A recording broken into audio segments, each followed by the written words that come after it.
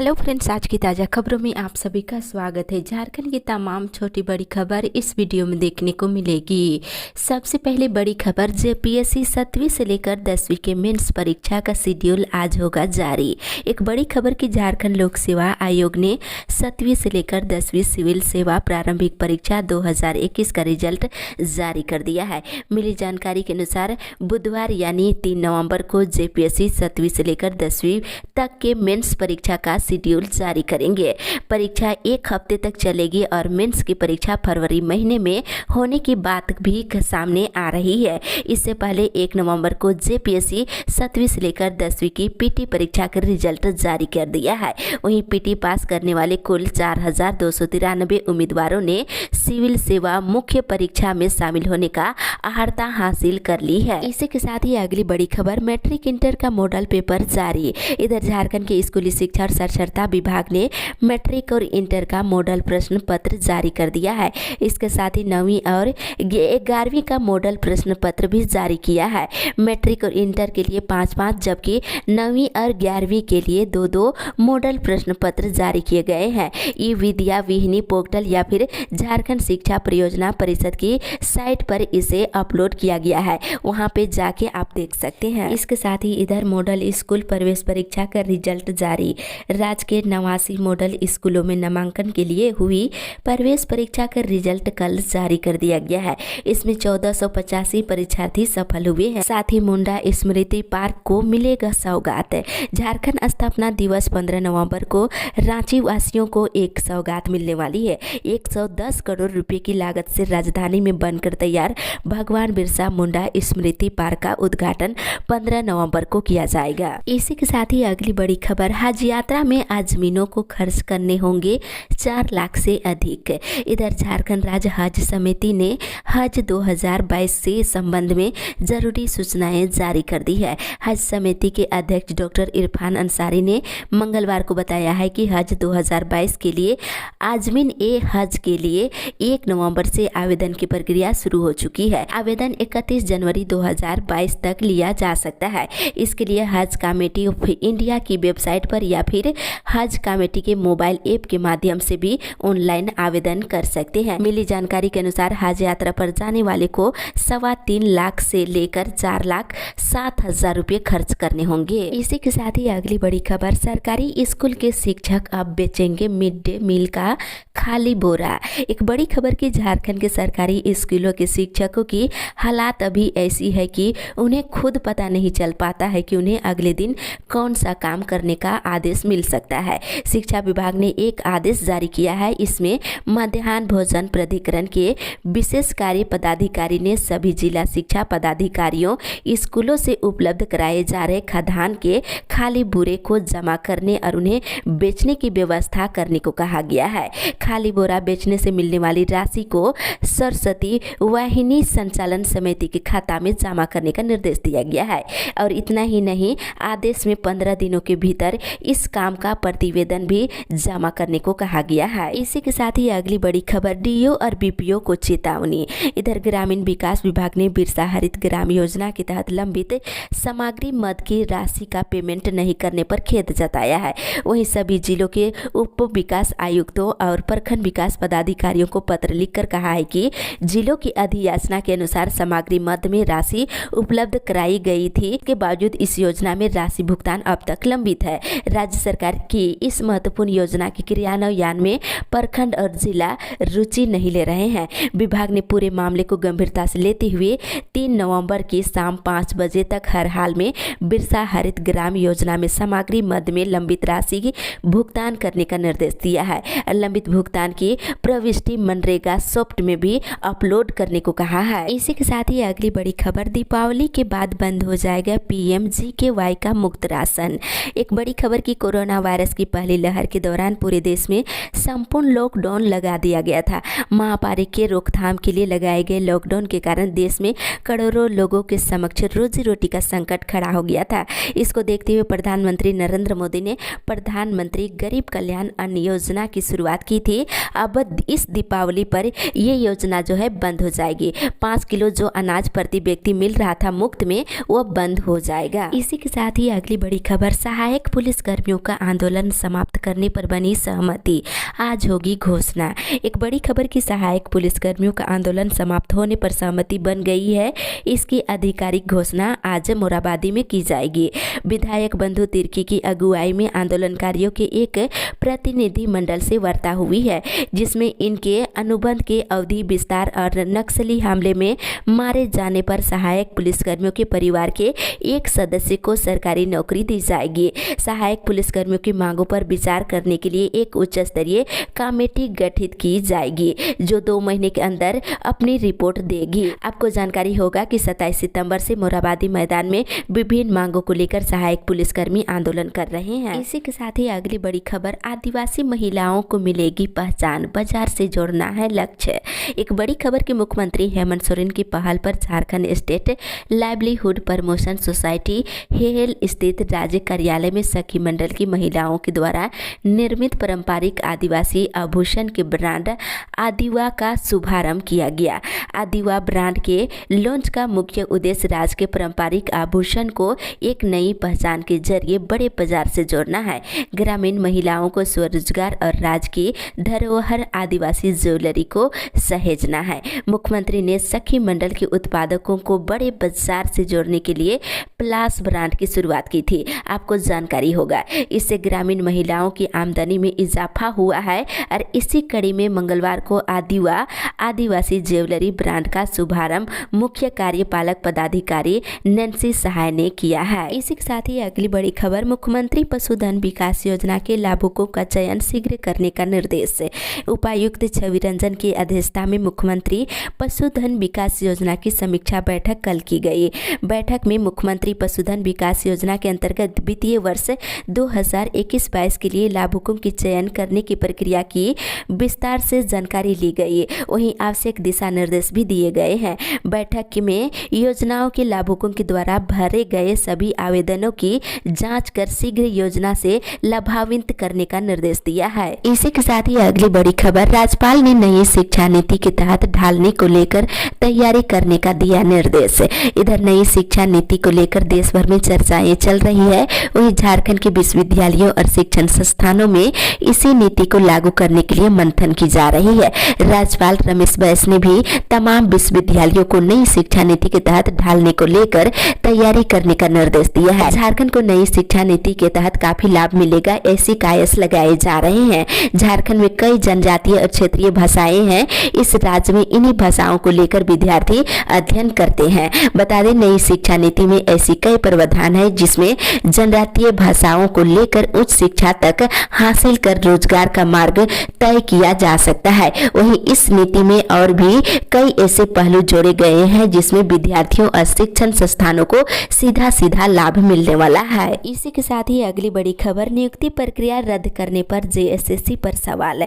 इधर झारखंड राज्य कर्मचारी चयन आयोग की नियुक्ति के लिए जारी किए गए 6 परीक्षाओं के विज्ञापन को रद्द करने का निर्णय वैधानिक नहीं माना जा सकता है। एक बार जिस नियमावली से नियुक्ति प्रक्रिया शुरू हो जाती है उसमें बीच में बदलाव नहीं किया जा सकता है। आपको जानकारी होगा कि सुप्रीम कोर्ट और हाई कोर्ट ने कई मामलों में ऐसा आदेश दिया है। इस कारण कर्मचारी चयन आयोग का ये निर्णय वैधानिक नहीं माना जाएगा। इस परीक्षा में शामिल होने वाले अभ्यर्थियों के प्रतिकूल माना जाएगा।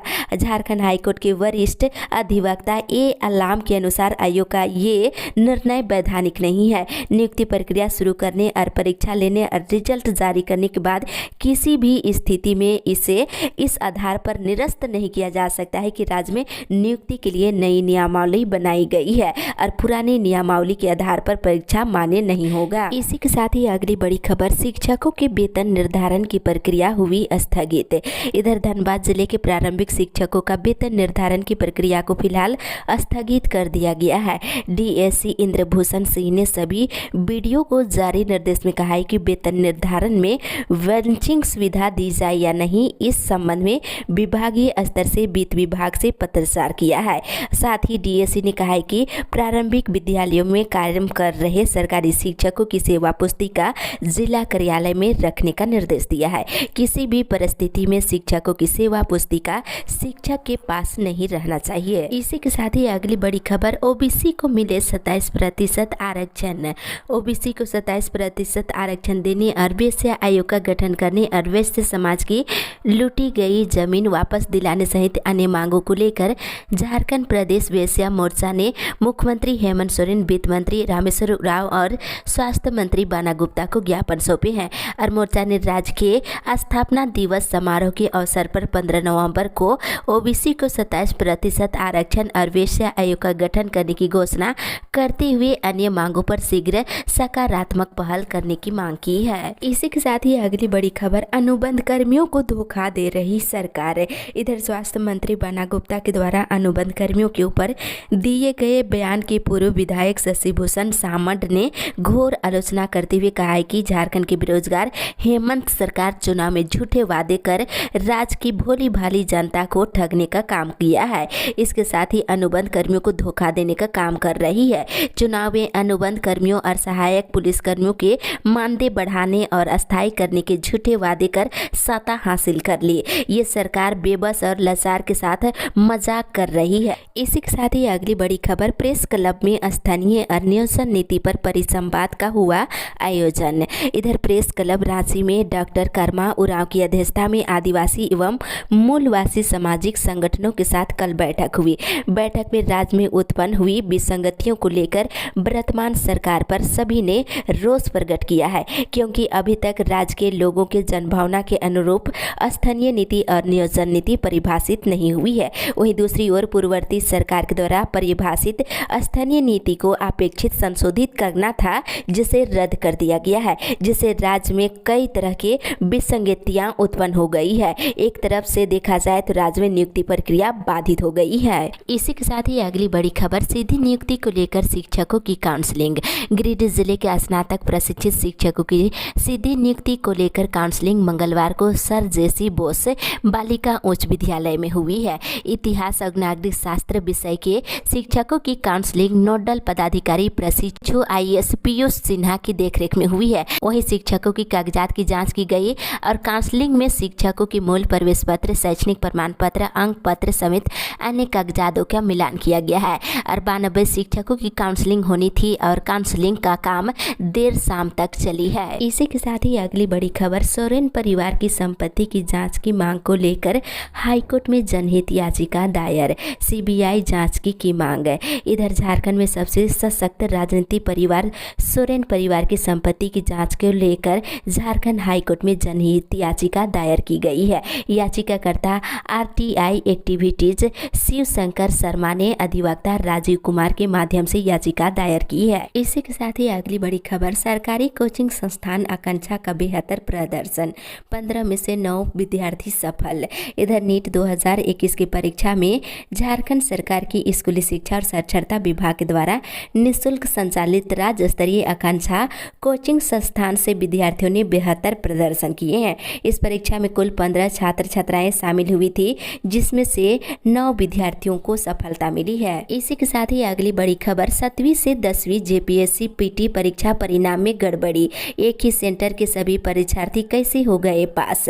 इधर 7वीं से 10वीं सिविल सेवा प्रारंभिक परीक्षा के रिजल्ट में गड़बड़ी होने की बात सामने आ रही है। कई अभ्यर्थियों ने इस पर सवाल भी खड़े किए हैं। अभ्यर्थियों की माने तो साहिबगंज और लोहरदगा जिले में बनाए गए इस सेंटर के एक कमरे से सभी अभ्यर्थी पास हो गए हैं। सोशल मीडिया प्लेटफॉर्म पर ऐसे अभ्यर्थियों का रोल नंबर भी तेजी से वायरल किया जा रहा है। अभ्यर्थी परीक्षा रद्द करने की मांग भी कर रहे हैं। वहीं बता दें, कुछ अभ्यर्थियों ने JPSC प्रबंधक पर भ्रष्टाचार का आरोप लगाया है और कहा है कि साहिबगंज और लोहरदगा जिले में बनाए गए एक सेंटर के एक कमरे से सभी अभ्यर्थियों को पास कर दिया गया है। इसी के साथ ही अगली बड़ी खबर, परीक्षा रद्द होते ही राजनीति शुरू। बीजेपी ने कहा, युवाओं को तड़पा तड़पा कर मार रही राज्य सरकार। इधर झारखंड कर्मचारी चयन आयोग की 6 प्रतियोगिता परीक्षा को निरस्त किए जाने के बाद इस पर राजनीति शुरू हो गई है। प्रमुख विपक्षी दल भारतीय जनता पार्टी ने जहां सरकार की इस फैसले की निंदा करते हुए राज्य सरकार पर जमकर निशाना साधा है, वहीं कांग्रेस ने बीजेपी पर पलटवार करते हुए सरकार के फैसले का बचाव किया है। बता दें, एक साथ 6 प्रतियोगिता परीक्षा रद्द होते ही विपक्ष को सरकार पर हमला बोलने का मौका मिल गया है। झारखंड भाजपा के मीडिया प्रभारी शिव पूजन पाठक ने सरकार के इस निर्णय को जनविरोधी बताते हुए कहा है कि राज्य सरकार ने युवाओं को मारने नहीं बल्कि तड़पा कर मारने का काम किया है। सरकार का ये फैसला वाकई में झारखंड के लाखों युवाओं के चेहरे की खुशी को छीन ली है। राज्य सरकार के नियुक्ति वर्ष में ऐसी जनविरोधी फैसला कभी किसी सरकार ने नहीं ली है। इसी के साथ ही अगली बड़ी खबर, पीएम आवास का अधूरा निर्माण, आस में तोड़ा कच्चा घर, अब किराए की झोपड़ी में रह रहे लाभुक। इधर जामताड़ा शहरी क्षेत्र के गरीब लोगों का प्रधानमंत्री आवास नहीं बन पा रहा है। नतीजा ये है कि वे अपने आशियाने को पक्का मकान बनाने की आस में तोड़ दिए हैं। अब प्रधानमंत्री आवास नहीं बन पाने से किराए की झोपड़ी में रहने को मजबूर है। जामताड़ा शहरी क्षेत्र के माहौल डांगल में रहने वाले गरीबों का प्रधानमंत्री आवास पूरा नहीं हो पा रहा है। इन लाभुकों का जो कच्चा मकान में रह रहे थे, उन्होंने उसे प्रधानमंत्री आवास का पक्का मकान बनाने की आस में तोड़ दिए हैं। अब महीनों गुजर गए हैं, लेकिन योजना के तहत बनाए जा रहे मकान का निर्माण पूरा नहीं हो पाया है। इस वजह से लाभुक अब किराए की झोपड़ी में रहने को मजबूर है। इसी के साथ ही अगली बड़ी खबर, अगले महीने से सभी हरा राशन कार्डधारियों को 5 लाख के मुफ्त इलाज की सुविधा। इधर झारखंड सरकार की ग्रीन कार्ड योजना के तहत अभी तक राज्य से करीब 13 लाख लोगों को जोड़ा जा चुका है।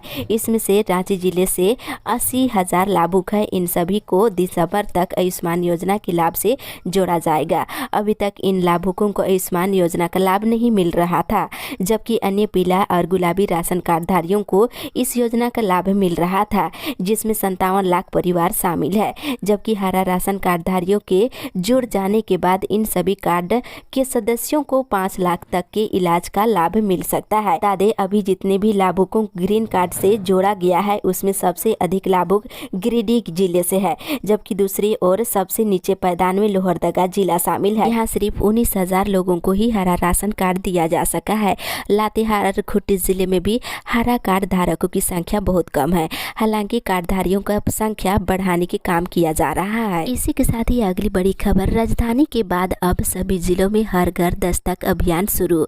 इधर कोरोना टीकाकरण को गति देने के लिए रांची जिले में पिछले महीने से चल रही जागरूकता अभियान के बाद अब राज्य के सभी जिलों में टीकाकरण को गति देने के लिए मंगलवार से हर घर दस्तक अभियान शुरू किया गया है। इस अभियान में लोगों को कोरोना वैक्सीन के फायदे और इसकी आवश्यकता के बारे में बताया जा रहा है।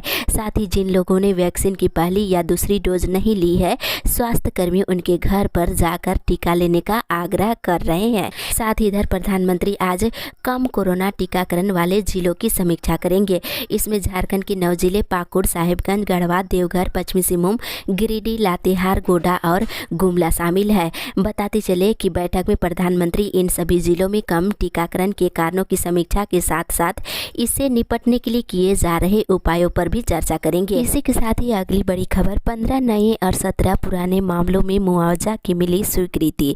इधर उपायुक्त छवि रंजन ने अनुसूचित जाति, अनुसूचित जनजाति अत्याचार निवारण अभियान के तहत जिला स्तरीय अनुश्रवण एवं निगरानी समिति की बैठक हुई। बता दें, बैठक के दौरान 15 नए मामलों में मुआवजा राशि की पहली किस्त देने की स्वीकृति मिली है। साथ ही 17 पुराने मामलों में मुआवजा राशि की दूसरी किस्त देने की स्वीकृति दी गई है। साथ ही इधर रसोईया संघ की जिला कमेटी की बैठक आज गोड्डा जिला मुख्यालय के अग्रसेन भवन में आज झारखंड राज्य विद्यालय रसोईया संघ जिला कमेटी की बैठक होगी, जिसमें कई मुद्दों पर चर्चा की जाएगी।